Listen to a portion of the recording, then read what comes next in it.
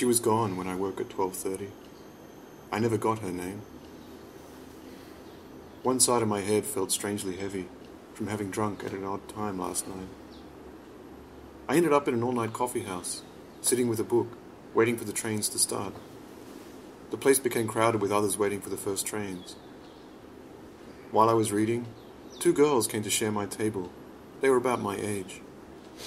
Neither of them was a knockout, but they weren't bad. One smaller than the other. The way they were dressed suggested they weren't the type to be wandering around Shinjuku at 5 in the morning. They ordered café au lait and talked in hushed tones, and although I couldn't hear them, the smaller girl was clearly upset. I found out later her boyfriend had cheated on her. Just like that, she'd walked in on him in bed with another girl. As they talked, I was intrigued and kept stealing glances in their direction.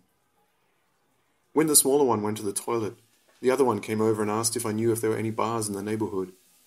But being 5 in the morning, there were none open, so I suggested a vending place. Somehow I ended up accompanying them.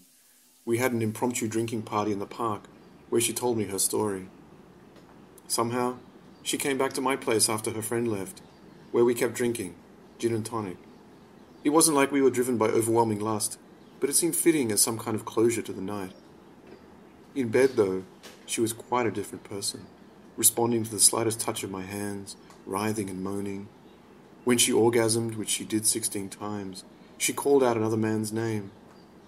I counted them. Then we slept.